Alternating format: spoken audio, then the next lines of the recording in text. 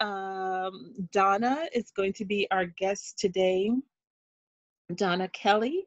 So thank you so much for tuning in today with us. And hey, get a friend, get a neighbor, text someone that you know to tell them to come join us as we talk about growing pains. And before I continue, I want to give a shout out to all the fathers out there. Happy Father's Day. We are appreciative of you. Sometimes we take you for granted, but we don't want to do that because when you're gone, it's too late. And then we're going to say, oh, we wish we'd have said something. So we just want to take time to just shout out to those fathers out there and let you know we we appreciate you. We are grateful for who you are and the roles that you play in our children's lives as sons, fathers, uncles, nephews. Thank you, fathers. Thank you so much. And so I want to thank Rebecca Ora. I see we have some people listening in. I'm going to introduce myself. My name is Carla, and I am your relationship doula, helping women before and after marriage bravely birth peace in the pieces of their lives. And I have my friend Donna with us today, and we're going to have a great conversation on parenting. So Donna, can you introduce yourself, please, to the audience? Sure. My name is Donna Kelly, and I am the mother of 3 children. And I currently hold the title of certified peer counselor, really known as peer specialist. I don't really work in that particular field. I work more in prevention, and part of my job in prevention is to guide, facilitate parenting workshops. And so that has been my passion for many years. I spent 16 years homeschooling my children, and really wanted to do the best job, be very intentional, read lots of information, tried lots of different things. And so pretty much through just a process of trial and error, really began to see some things that really worked and some things that really gelled for my children. And then finding a program that really excels in giving parents the skills that they need to raise their children in a way that is bonding and loving and lasting. I love that because I always think how we go to school to learn our ABCs and our 1, 2, 3s, but no one ever really teaches us how to parent. And that can be challenging when you don't have a road guide or you don't get help. I remember with my children, even though I did child development in college, it still didn't prepare me for parenting. And I remember going through some trying times as a parent and really crippling the relationship with my oldest daughter at the time because of my lack of parenting. I didn't want to do things the way that I'd seen it done, but I still didn't know how to do it the way I wanted it to be done. But I remember taking a parenting class, and that really helped to cement and give me some additional tools to use as parents. But in this current climate that we have right now, Donna, I know there are going to be some unique challenges that we have as parents, even more so. And what kind of tips have you given your children, or that you give parents when dealing with information that they're getting that's just a little bit rated R, is not even rated PG or G, but they're exposed to it? How do we handle those kinds of situations? Well, first, I kind of want to back up and touch just a little bit on what you said about your relationship with your daughter. It was the very same thing for me. I had adopted 2 children out of the foster care system, and my oldest son was quite a challenge. And I did not have the skills that I needed at that time to parent that child the correct way. And I know I ended up doing a lot of things that were incorrect and damaging to our relationship. But once I learned how to parent and began to try to do things better, I definitely try to put those things in place. And as you said, it is a process of trying to restore that relationship, in which I work very hard to do with my son. we do make those mistakes. I used to joke and tell everybody that first child is burnt toast because they don't come with an instruction manual. And even though these children came from foster care system, the training that they give you just does not equip you to deal with everything that you're going to need to deal with. Now, to answer your question, and just to give you hope that that relationship can indeed be restored. Thank you. It's a process. It's a process. I want to just thank you for being transparent, because I want to be that way also. When I learned to do better, I did better. And it wasn't always easy. I still stumbled and made mistakes. And I know that the way that I dealt with that child impacted my other children as well. So there's a lot of repair work to do. But it can be done. Right. And then go ahead and answer your question. During this time, it's really challenging. When we are dealing with COVID-19, especially, I was sitting in my bedroom and listening to a sermon online on a Sunday, listening to House of the Lord Christian Church in Old Town, Idaho. And Pastor Joel Eklund was preaching. And one line stood out to me, one line during his sermon. And he said, how we teach our children, demonstrate to our children during this time is really going to make an impact on them for the rest of their lives. Wow. And I wrote that statement down and I pondered it. Yeah, these are very difficult times. These are different than anything that we've had to maneuver or navigate through before. And so first, we as parents didn't really know how we were going to get through it. Parents were thrown into the homeschooling now, working from home, just working from home, homeschooling their children at the same time, dealing with so many different dynamics. And so how do we effectively navigate that? I think the first thing I made sure to tell my children is that we're coming out of this better. Good. That was the first thing. I said, I don't know how, we don't know what's going to be ahead of us. We don't know what the future holds, but it's okay. We don't have to know everything. We can determine within ourselves that we're going to come out of this time better. So we just to reassure them. Absolutely. But no matter what happens, we can still make up our minds to come out better.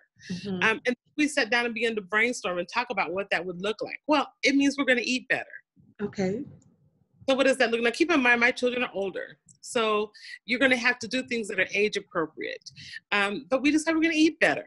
We're going to exercise. We're going to do more things together. We actually learned how to play a new game during this time together. So we learned to do things together and just to be better. To learn to communicate was a huge key because we're all in very close quarters now.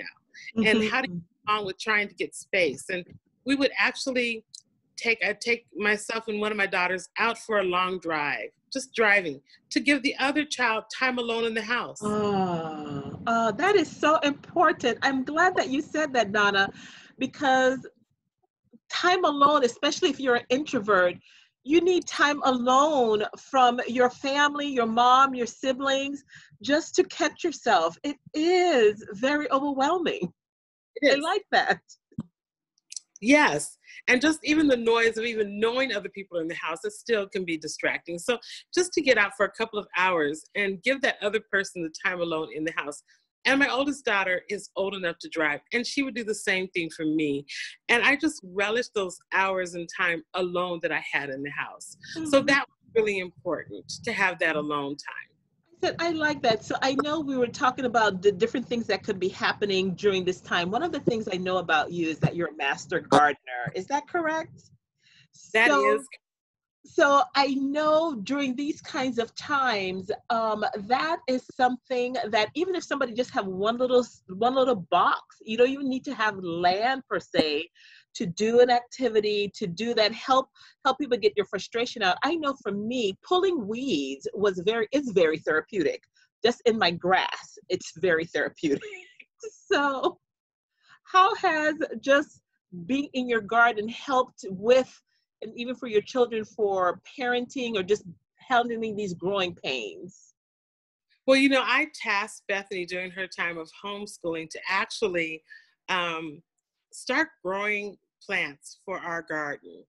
and I wish I could show them to you, but they're at a distance right now. They're in the other window. But she took it upon herself to decide what she wanted in our garden. And we talked a little bit about things we wanted and things that we didn't want. And she really took over the whole project of starting all the seedlings and deciding what we wanted in our garden. We talked about companion planting and just an opportunity to teach her about some things.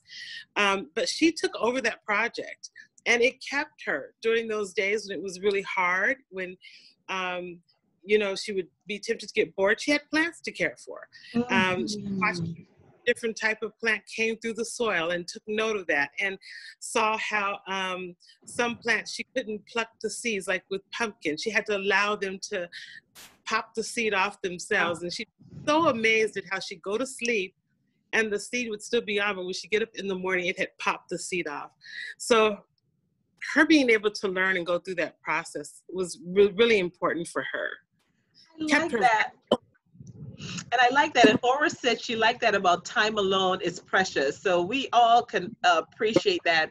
But I love when you talk about the gardening and that. So again, for parents who you may have children at home and they can't get out like they normally could because you're concerned for their safety and all of that. One of the things that I remember always seeing my father do is having that garden, because it is a relaxing activity, and it is wonderful when children can connect with nature again and just see how something from their own hands that they did can now see the stages of growth and actually have an end product at the end of it, be it a flower or be it a vegetable that they could actually do. So I like that, Donna. And listen, we all know now that we don't always have access to a store. Yes. And so it helps for us to learn how to garden, even if it's a tomato plant. It helps to learn how to garden, to just have fresh fruits and vegetables around us if possible. And I like that, because I know many people may have to be indoors, but when you mentioned you have it by your window, we can do those simple gardens that don't require us to be outside. You can have a window one. There are different ways that we can be creative with that, because I know some parents just may think the video games, but getting kids into various different kinds of things during this time is so important. But the other thing I wanted to talk to you about, because I was excited because my friend Donna, she was published in this magazine, The Wise Guide, and she had a great article in there called Guiding Good Choices Through Family Bonding and Clear Expectations. And I just love that. So when I read through that, I had so many aha moments with that. I was like, oh my, these are gems. Could you tell us a little bit more about how that works as far as guiding good choices? Yes, I am a certified Guiding Good Choices facilitator here in the state of Washington. I think it's good all over the country. This program is available nationwide for those of you that are interested in how you can get access to this program. I can give that information to you afterwards. But Guiding Good Choices is actually developed here in the state of Washington with two developers by the name of Carla and Hopkins. And they developed the program after being in neighborhoods where children had poor reading scores. And started looking and doing research. Why are these children having such academic struggles in school? And began to look into the fact that, and we know this is why I'm so in love with this program. It all starts in the home. What's going on in the home is crucial. When children are bonded and secure inside that home, it means, and I'm talking now about risk factors and protective factors. So we know that there are risk factors. And when children are dealing with strife inside the home, whether it be domestic, poverty, exposure to violence inside of the home, a number of things place our children at risk. But we also know that there are protective factors. And when we have those protective factors in place, we know that children succeed and they excel. And we know that parents play a huge role in our children being able to refuse not just substances, but poor behavior choices. But parents play that role. And as you said, a lot of times we grew up with parents that knew only one way of disciplining. So we grow up with that model. But guess what? They grew up with something and something else, so on and so forth. And so it's time to break that cycle of parenting the way that we've been taught to parent and really look at what works. Yeah, I like that because oftentimes, we come from a culture, uh, and we'll be honest, especially with everything that's been happening in our society, where it was physical, corporal punishment, and so it seems to be the norm where everyone expects us to be able to receive that because of slavery and other things, and that's how we may have did corporal punishment with our children because that's what we knew, but we realized it doesn't have to be that way. I remember when I stopped making the choice not to use corporal punishment, people looked at me kind of funny because that wasn't normal for our culture. It's like, what you mean when your child talk to you like that? But it's just like, nope, we're going to do it differently. We're going to be able to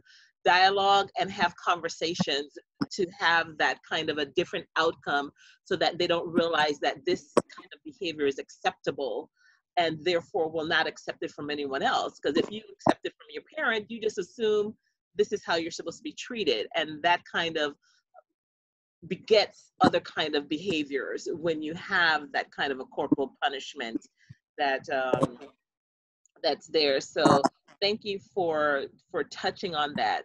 But one of the things, I know I'm jumping a little bit, but one of the things that triggered when you said about if having a foundation, they'll be able to make different choices. One of the things you work with is with substance abuse. Some of the children that you have dealt with, they get on different substance abuse.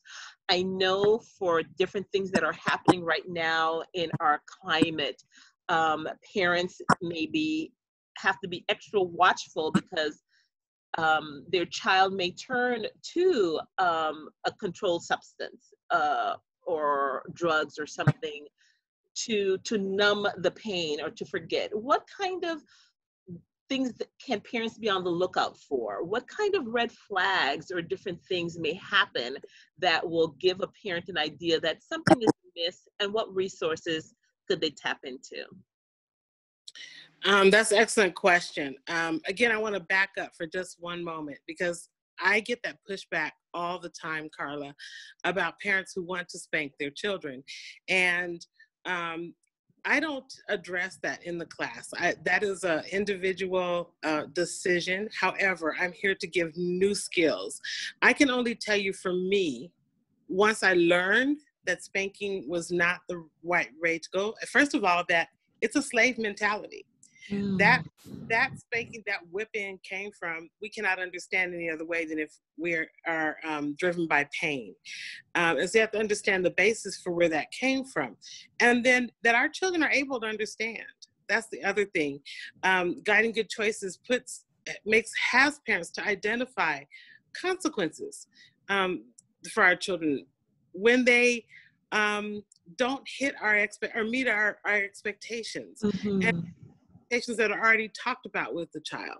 And so many times parents want to tell me, well, the Bible says, beat the child and he will not die. Well, that's not instruction. It's just a statement. It's telling you the truth. If you beat him, he may not die physically, but he is indeed going to die a little bit emotionally. Mm-hmm. And then the other one that people like to say is spare the rod and spoil the child. But remember, that's the rod of instruction. It's not talking about a literal rod. Mm-hmm. And so really keep in mind that we're interpreting scripture the way that it should be interpreted. Our children are beings that the Heavenly Father, remember he talks about if you hurt one of these, we better you put a millstone around your neck. Yeah. We don't want to do anything to hurt our children. And I'm going to segue right into that. When you do that type of punishment, it causes the bonds to break. And when those family bonds break down, guess what? They're going to look for it someplace else. Okay. There's so many times kids join gangs, and because of that internal pain, they may turn towards substances. And so parents are asking, what does that look like? Sometimes your child will be more aloof. Sometimes they will start hanging around kids that they don't normally hang around with. They may sleep a little bit longer. They may eat a little bit more. Parents have to be very intentional in watching and looking. There are so many things that are hidden in plain sight. And I'm bringing in, I wish all of you could come, I'm bringing into my county a program that teaches parents how to look for things that they may not know is part of drug culture. I got on Facebook last night talking about the dab. It was on the side of a vitamin bottle of water, bucket list. One of them was dab. And so I put that out there for the other people in prevention. What do you think about this? It's enticing our children at younger and younger ages into the scene.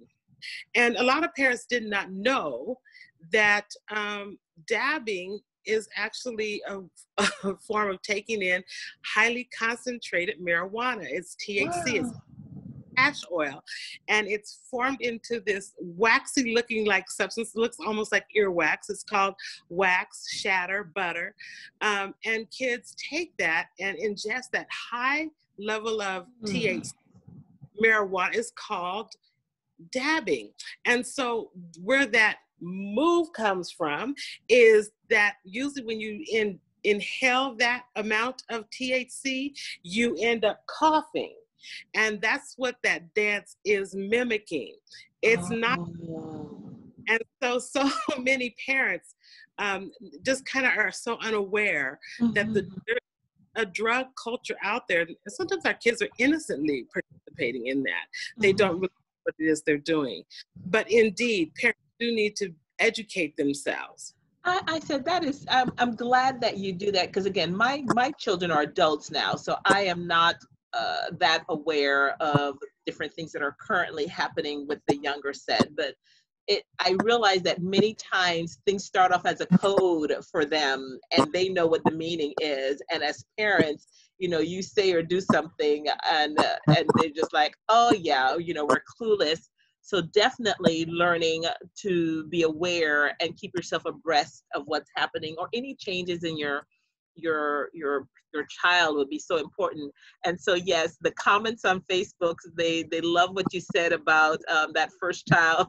It sometimes could be the burnt toast as we experiment on that, and even how deep spanking is a slave mentality. And I think that is just so important that we hear that, because it's amazing how many people think we don't feel pain. And so what we do to our children when we perpetuate that and do that, make them continue to think they're less than and have to be that. So again, if you need parenting skills, I'm sure most states offer it in some form or fashion. So definitely look into your area. If you need help, reach out, leave me a message. I'll try to Google and find some places in your area as well too, because each parent, the gift that you can give yourself definitely is knowledge, so that you can parent your children better. And if you have broken that relationship, as Donna and I have talked about, it is possible to heal that, but it will take some work. It won't be overnight, all of that.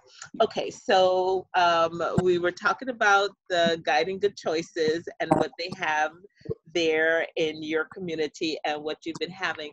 But one of the things though, Donna, because you and I had a separate conversation of how, even for your daughter, how you've had to address and help her navigate some of the media posts that have come out that have been very hurtful, very eye-opener, from people who she may have thought were friends or good acquaintances. And here as a teenager, how can we help our children navigate and process those kinds of replies or comments that they may be seeing that are insensitive to what's currently happening in our climate? That's another good question. First, let me just say this. Let me quote my disclaimer. I normally do this at the beginning, and I forgot to do this. So I do work for Pend Oreille County Counseling Services in Pend Oreille, County, Washington. But I am not here today representing them. I am here to give out resources to the community and to those that are interested in obtaining information. So let me go ahead and answer your question. I was on a webinar not to, and I want to give a shout out. I do want to give a shout out to all of my coworkers at Ponderay County Counseling Services during this time of COVID. I don't know how they did it, but they continue to service their clients and being committed to see people receive good mental health during this time. So I do want to give a shout out. But one thing, as I went to a webinar that talked about this very thing, and my youngest daughter did come to me and said, she was seeing some things that were disturbing. So first of all is to monitor. We have to set up good monitors to know what our children are on. Are they on Twitter? Are they on Instagram? And I think there's just a certain age where it's okay that, if they're going to be on it, you need to be on it too. Mm-hmm. Monitoring everything that's going on with your child, because let's face it, there's predators out there, there's all type of things out there, but you want to know what your child is doing, what your child is posting, and so then to monitor not just what websites or instant social media that they're on, but to monitor the time that they're on that. That was a constant struggle with me and my daughter, how much time she could spend on social media a day. But when George Floyd and all of that sadness hit, it was trying to then teach them how to still know that they were valuable as people first. So to have that conversation to make sure, and we had lots of conversations. That is the other framework or foundation of guiding good choices, is that you have to have family meetings. It's just mandatory. I shouldn't say mandatory, but it is crucial to guiding good choices working. So me and my girls are used to having family meetings. So that touching base, just to see how are you dealing with this, is so important for them to be able to just talk and get it out. Not necessarily that we always have to have an answer. I think that's what parents fail. We do not have to be the know-it-all, the give-it-all, and try to solve it. It's just about allowing them to express themselves and get it out there. And then I think the other thing was trying to get them, as I did myself, just to take a step away from social media. Invite them to do other things, to read, to do crafts. Bethany made some beautiful painted bottles during the time that she decided to get off of social media. Just express yourself creatively. My daughter, Hannah, doesn't do too much of social media anyways, my oldest daughter. And she did a beautiful decoupage in her room. And I was just like, these girls are just so creative. When they just learn how to just back off of that, social media is sucking up all of their energy and their brain, and learn to put that into other things, they really do such a great job. I don't mean to go on and on, but I'm going to mention her here, and I hope she doesn't get embarrassed. My friend Chantel Whitford and her husband, they just went out of their way. They started a garden. They went and got cows. They went and bought baby pigs. They did everything they could to keep their children outside and active, and I was just so proud of them as parents. And granted, their kids, no doubt, had time that they could play video games and do those things, but keeping them engaged outside. I watched her children learn how to fence and how to do garden boxes. All those things, those skills are so important and so crucial to family bonding. I love that. Yes. And something that you said that I would love for you to expand upon is when you said you guys will have a family meeting. So for some of you out there, I don't know if you've ever done that with your family. And again, that is something I think would have been very useful if we did it regularly. I think once my kids got older, we would do it ever so often. But I think that is a great takeaway for anyone else listening right now, to hear what Donna said about having a family meeting and letting your children talk. And again, realizing you don't have to have an answer, so they can share their fears, their concerns. They could share, they may not want to do X housework or how they're feeling, but giving them an opportunity where they can share, have a family meeting. I like that, Donna. Oh, yes. I'm so glad you said that. When it comes to doing chores, why do we always want to tell children, I want to do this, this, and this? Now, sometimes they don't always have a choice. They may have to do a certain chore. But why not sit down and ask, okay, what would you like to do? Where's your strong suit? They may love cleaning toilets. So, the other child may love cleaning the sink. Whatever it is, give that child the skill that they're asking to do, whether it's laundry or sweeping or mopping.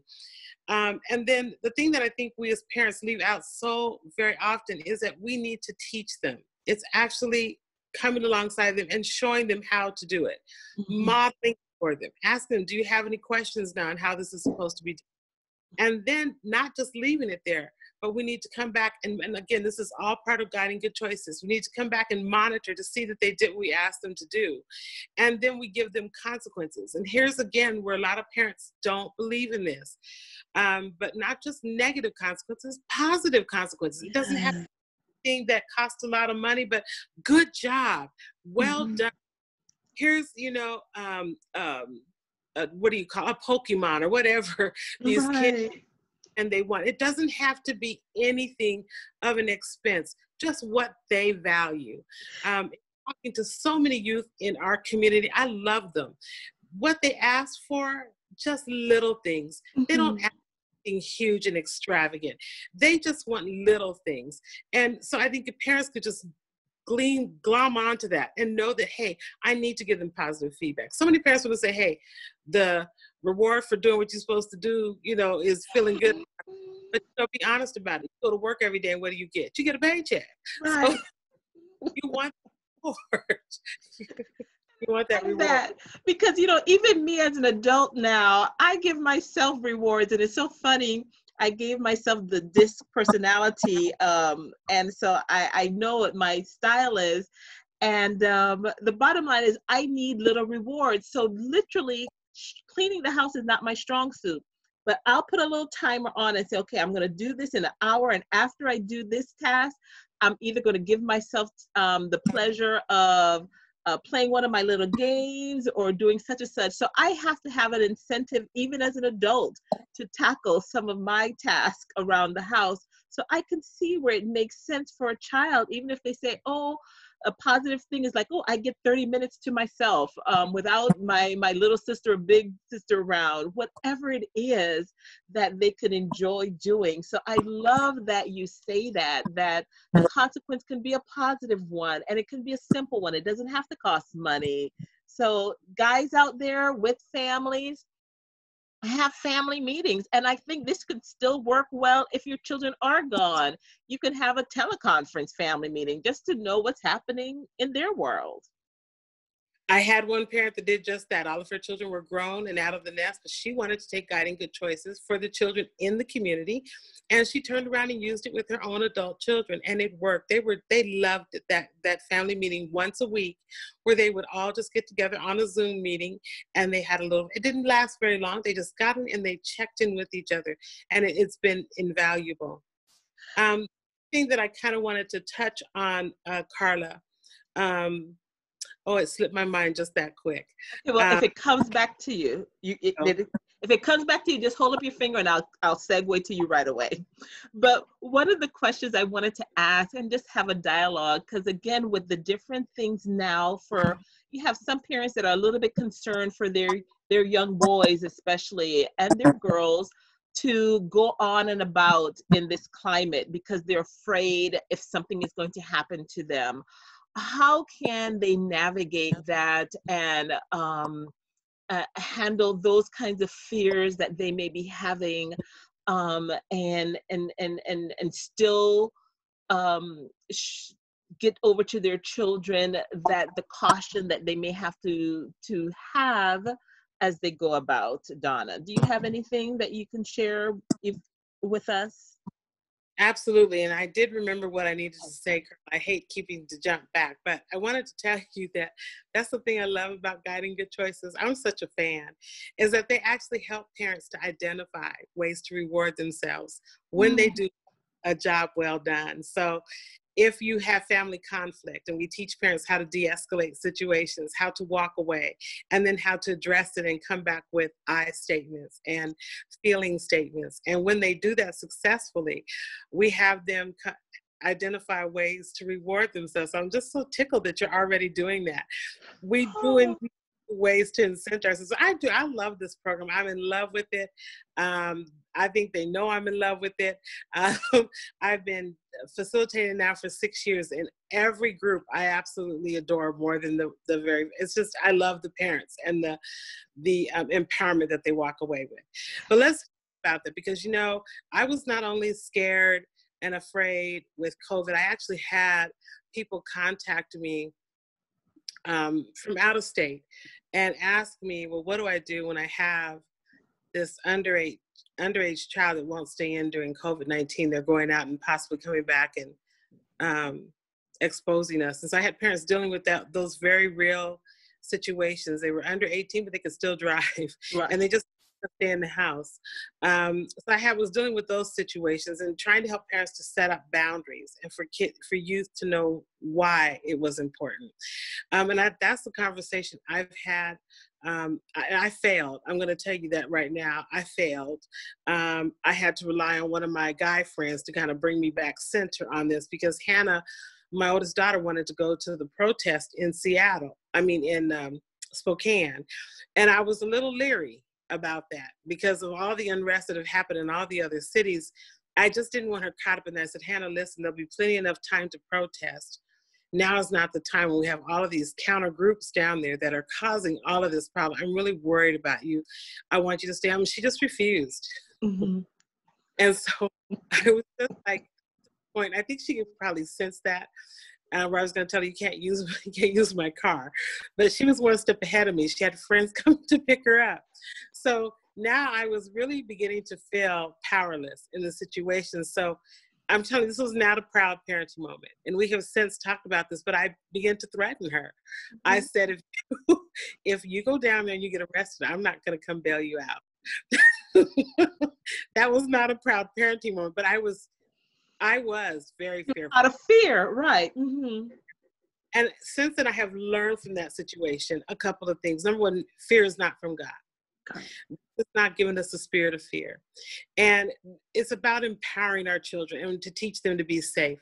So if I could have stepped into that quicker, it would have been great. But it took a quick text message to one of my guy friends to say, no. She belongs to God. You need to place her back into God's hands and give her the skills that she needs to navigate this situation appropriately.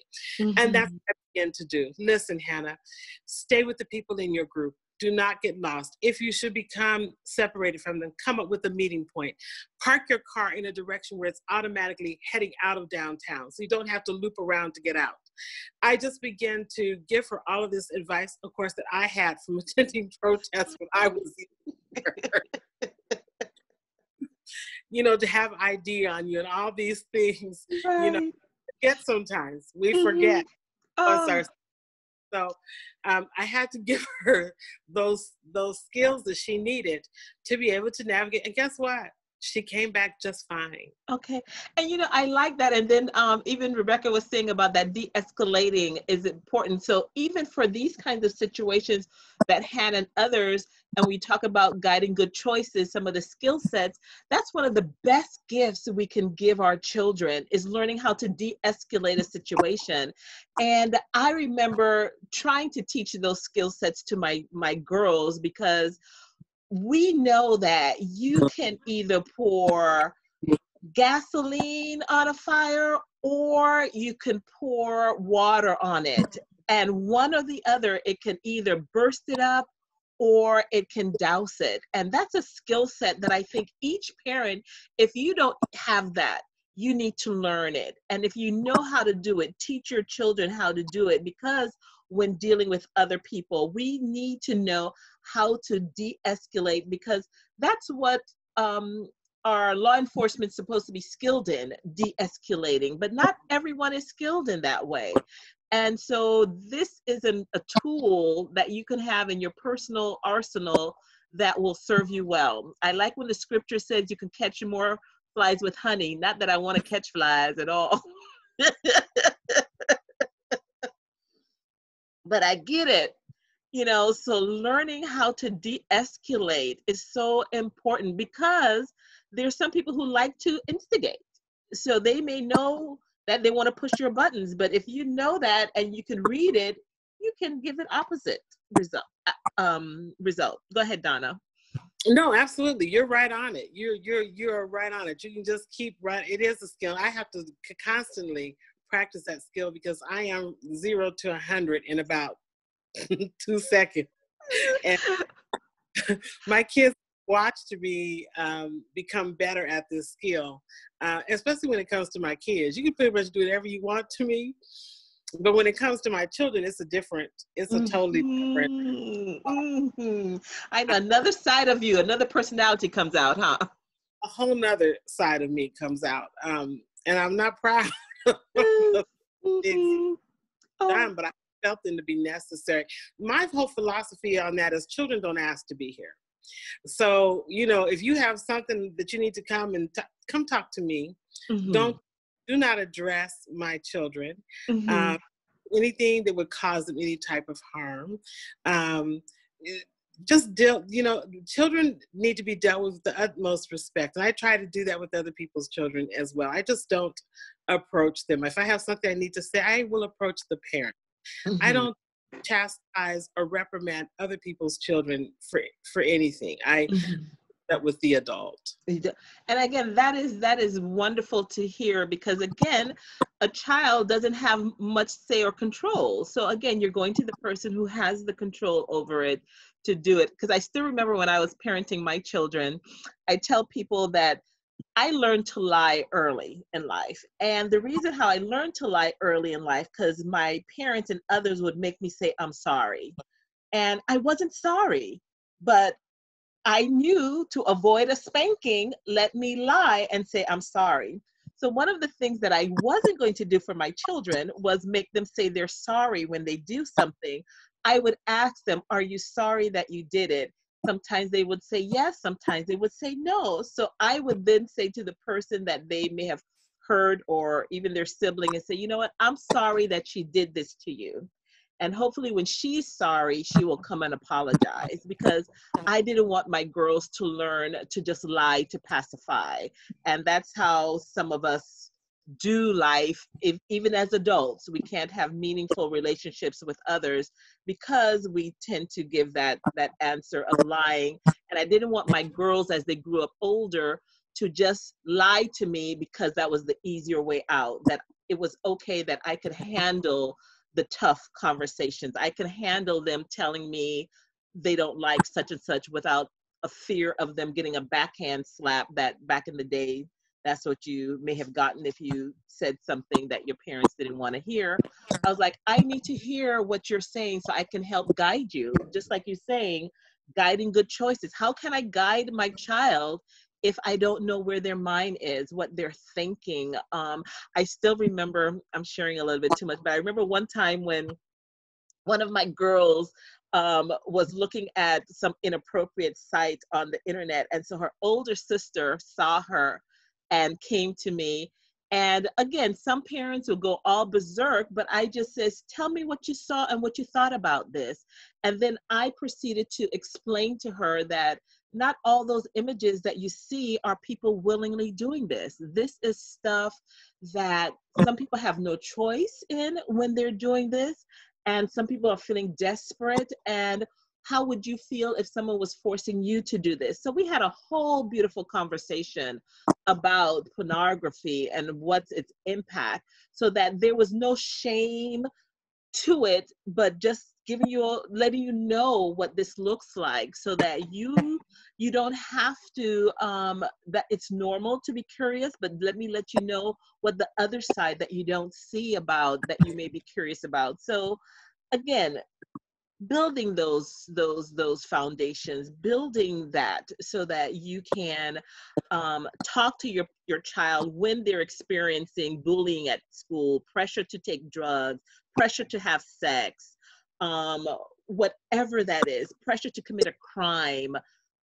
You want them to be able to talk with you and know that they're not, because I like when Donna said her first knee reaction with her daughter going, it was like, no, you can't. And she admitted, you went to your default behavior of threatening, because that's what we tend to do, is like we want to usurp our power, but quickly realizing what we can do is give our kids those tools, Donna. I just love, love, love, love that, how we continue to give our children tools. Any particular highlights that I may have forgotten to ask you about that you want to share with the audience? We have about maybe 15 more minutes and we're going to be wrapping up. Any Sure. particular highlights? Well, you know, that's one thing that Guiding Good Choices, that's the premise of it, is that we want to keep our children's hearts intact. And if our children are not bonded to us, they're not going to come to us and guess what? Pornography is prevalent. It pops up on their phones all the time. It's hidden on kids' phones inside of apps that look like calculators. It's out there. It's evasive. And they're not going to come to us with those things if they're not bonded to us. Mm-hmm. And so things to keep those bonds intact. And so Guiding Good Choices talks about the area of the heart. We want to keep our children's hearts intact. What do we need to do to keep that in our forethoughts, to identify, in other words, begin, I think it's a Stephen Covey quote, begin with the end in mind. Mm-hmm. Want them to be. Where do we want them? What things do we want for our children? And then once we identify those things, we know that in order for them to achieve them, we have to have our children's hearts. And it's exactly what you were saying, Carla, that now let me just quickly give you an example. When I was growing up, my mother, I call them mommyisms, but my mother used to say, and you may be able to answer this, Carla, but my mother used to say, always wear clean underwear because you may get in an accident? Exactly. Okay. You in an accident. Now, is my mother with me? No. God rest her. She's been gone for 7 years now. But that is still with me. So we do know that the things that our mothers have told us, our fathers have told us, they will stay with us if our children love us. And I know that people will push back on that. But it's the same relationship with our Heavenly Father. It's the very same relationship. If you love me, you will keep these commandments. And for some reason, we have a hard time making it's the same connection. When we love our parents, we desire to please them. I think that's the thing that bothered me the most about disciplining my children and spanking them, because Hannah is extremely intelligent child. And this bothered me when I saw her doing this. Hannah knew what it took to get a whooping, a spanking, and what it knew to avoid one. And so very quickly, she just began to have model behavior. She just became the perfect child. And that's not something we want our children to do. Mm-hmm. We acquiesce to avoid punishment. She has been spend so much in her energy trying to figure out what I need to do not to get in trouble, that it saps all of her creative energies. Yes. And all the time that she can spend learning, trying to worry about what do I need to do not to get a spanking. Yeah. Want that for her. I didn't want her to become the child that tries to please, not to get in trouble. And I'm so grateful for the woman that she has, the young woman she has become, because she is so opinionated and she thinks for herself, and she pushes back on everything. And I love that. I know that I raised my children to be better than I was. Mm-hmm. I think certain things that we knew we didn't have, the skills that we knew we didn't have, we have got to somehow find the healing in ourselves and then go ahead and give those skills to our daughters and our sons. It's powerful and it can change their lives. Because, Donna, something you just said, and I know we can't cover it in the last few minutes, but Donna told me about a book that she was reading. So I got it on my app called The Body Keeps Score, and it talks about trauma. And so Donna has shared how she's adopted 2 children, but again, what happens when your mom or your dad is the source of trauma for you and you haven't bonded? And I want those adults or children out there who may not have bonded with their parents, that be open to creating your own source of family, because I'm guilty, guys. I just love me some Dragnificent, We Are Here, Queer Eye, how you create your family that you're not born in. So if you're not born in a family that accepts you and loves you and nurture you, it's okay to now find that family elsewhere. And not, it doesn't have to be gangs, because that's how Donna mentioned, because they're not bonded, they may tend to find a gang or other things. But you can find a community of people in a positive way who can be that, because we do acknowledge, we're not going to sugarcoat this and think that, because by the grace of God, my daughter and I have a relationship, but it could have gone left. I know family members who they don't speak to their parents. When their parents passed away, they didn't come to their funeral. They weren't even in the obituary. They had nothing to do with their parents, because I'm sure there was some trauma that happened in that home that no one else was aware of, because they were children. They couldn't tell their story. We couldn't know what was happening behind closed doors. And so your family, guys, doesn't have to be blood. I'm just going to say that to you guys. Find those people who are doing positive things, you know, that you can connect with, to be that bond, to be that support. And I apologize for a parent, a mom, or a dad who may have abused you. And so therefore they may not have been there to give you that support, to give you that love, to give you that that foundation that you wanted so much and needed. Because bottom line is, they were ill-equipped. I know it's not an excuse, but they were ill-equipped. And so therefore things happened. But you can find community and family even later on. I do want to touch on those 2 points just real quickly, Carla. Yes, we do have children that are struggling in, I don't know, I can say struggling. Well, I should, because some of them do struggle with their gender identity, and their families. And you're absolutely right. They absolutely need to find the support that they need to be who, you know, they are. And I'm not going to even debate that. You want to talk about that, we could talk about it some other time. This is who they are identifying as, and we need to embrace them and love them and not criticize them. I believe that God values life more so than we want to talk about gay or not gay. And we have young people that are killing themselves because they can't find that acceptance. And then last thing I would like to say is get the help that you need.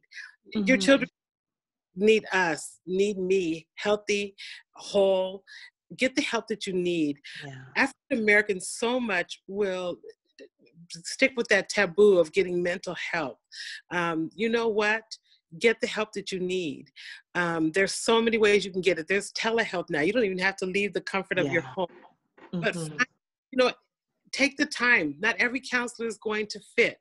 Take the time to find the counselor that you want, that you need to talk to, that's going to help you get through your particular needs. But do get the help that you need to be the parent that your children need you to be. Swallow pride. You know, do what you do and get the help you need, because your children need you. I know that for myself. I wanted to be healthy. I want to be whole. I'm taking the time, took plenty of time to get the help that I need. I'm still do that. Anytime I feel the need to get back into counseling, I'm back in counseling. I hold myself accountable. I want to pass on good behaviors to my children. I love that. And we're getting some great feedback there on Facebook. Said not every person that gave birth understands or knows how to be a mother or a father. Get the help. That's good. Nothing wrong with getting the healing / help. Truth, get the help you need. So I just love all of the feedback that we're getting there on there. And so one of the things that I know that you've done, and I said myself, is just we open our own homes to be loving and that safe place for others. I used to always watch one show, but and so the church was the sanctuary. And so often sometimes people don't feel that way, but we are the church. So there are people who will give you, who are there for you. I grew up seeing my mom and dad opening up their homes for children in the community that call them mom and dad because they're there. So each one of us can be that person to help someone who may not have a birth family, or they may do, but they just may need a surrogate mom in the town that they're currently living in. I know when my girls went off to college or even high school, I kept saying, God, give them great women who would love on them. And each of my girls found people, women who just poured into them. And I just love that, because I know I'm not the answer to everything. So allowing that community to just love on the children, to be there to ask the questions that they may not feel comfortable asking me about. So that is great. And I liked how, even when, I think Tabitha mentioned last week, how Kirk Franklin, a widow woman, took him in and raised him to adulthood. And so there's so many ways we can open our doors for a young person that we may see and realize that something is a little different at home, and they may not know how to tell us that abuse or something is not right is going there, but we can be that safe haven for them, so that when they're ready to talk to us, we are there now to give help. Because I'm going to give one last story before I leave out. I remember years ago, I befriended a young person at my church, and because people were just having all kinds of things to say about this young girl, but I said, I know something was amiss, and befriended her. And then one time I didn't see her and found out from the grandmother that she tried to commit suicide. And I'm like, well, can I go see her? And they gave me permission, put me on the list. So I remember going to her and just saying, is everything okay? But she really wouldn't say much. But then when she did get out, we were at another function, and they let me bring her to my house. And we just were sitting down there, and I was a young mom. My kids were small, but I remember all of a sudden this preteen girl just curled up on my lap and started crying as she shared with me that she'd been raped, but hadn't told her mom, because her mom would have said it was her fault. And so that's and so now she felt unclean. It's like, well, what's the point? So she started doing risky behavior. And I was so overwhelmed. I started crying and praying, but I got on the phone, called a hotline so that they could speak to her. Because I said, well, have you told anyone about this? And she was like, no, I haven't. And my heart just broke. I said, we need you to tell someone so that you can get help. So those things began to happen, but she did get the response she thought from her mom, saying, oh, this was something you deserve, whatever, which broke my heart. But she had me as someone to cry with and be there for her during that time. And so I just want us as moms, as dads, to not be quick to judge when we see others, because we're all making mistakes as parents, but we all can now help others and grow from what we did back then. As my kids laugh me with my grandchild, oh, you didn't do that with us. I'm like, girl, hush your mouth. Hashtag growth. I've grown. So Right. give me some space. Yes, I didn't do that with you guys, but thank the Lord that I've grown and doing better. So I'm not held hostage to what I did back then. I admit I was like, mercy, but being able to do something different now. So guys, be on the lookout for those who may need a shoulder to cry on. Look for resources in your area. So any parting words before we wrap up, Donna? No, I think you said it all. You wrapped it up very nicely. I do want to say happy Juneteenth weekend. Hey, we got our wraps on to everybody. So, and happy Father's Day. To us, I'm a single mother, not ashamed of that fact at all. But, I just want to say to the fathers that are out there, find those single parents that have those children that need that love my daughters are so loved by so many, and I'm so grateful to the men that have come alongside of them and provided that role model for my girls. I'm so grateful. But I'm just a challenge to the other guys out there on Father's Day to find those single parents that also need those good, godly mentors for their daughters. And mothers, be sure that you check them out. I'm not just saying anybody. Know who you're letting your children spend time with, and but hey, shout out to all the fathers. Thank you, Carla, for having me. I appreciate it. If anyone wants any information, you can certainly drop a note in the box below. If you all would like a copy of that article, I'm more than happy to share those out to you. Again, just give a shout out to Carla, and I will get them in the mail. Yes. Yeah, I love that. So thank you so much, Donna, for being my guest on Growing Pains, Unparalleled Times that we're growing in.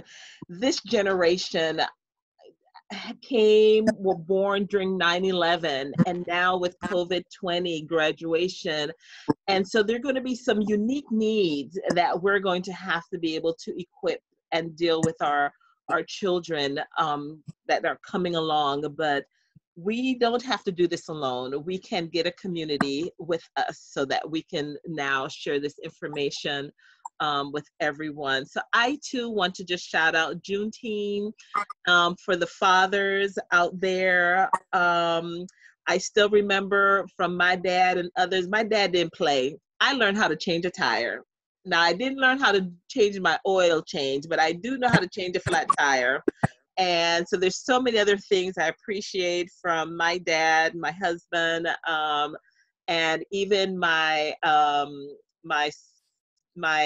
Elizabeth, my granddaughter's father, Victor. Thank you, Papito. Excellent father for my granddaughter. So I appreciate, even my father-in-law, I appreciate the strong men that have come through my life who have been great support, great examples.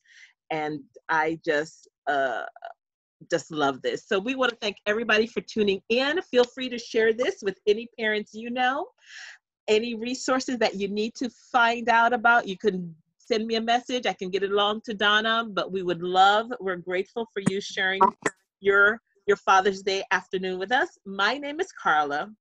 I'm your relationship doula, helping men and women bravely birth peace in the pieces of their lives. Oh, I forgot to say, next week, my guest is going to be Rebecca Lewis, and she is my daughter. And she is a lactation consultant. And she's a registered nurse, does mommy and baby and me. And she's going to be talking about having a conversation for those of you who are expecting and delivering, letting you know some of your rights that you have as a mom, because there is a disparity for us in this with giving birth. And so if you are expecting, or if you have little ones and you're not sure what to expect with COVID and how that's going to look for you and what your rights are, please join us next Sunday at 3 o'clock Central Time, 4 o'clock Eastern Standard Time, because we're going to have a great conversation on birthing, pregnancy, what that looks like, what your rights are that you can ask for when you are in with your physician ahead of time, or dealing with a particular nurse when you've given birth and you're feeling a little bit of disparities there as well too. We're going to cover that and have that great conversation. So thank you guys again, and you have the great rest of the day. Thank you.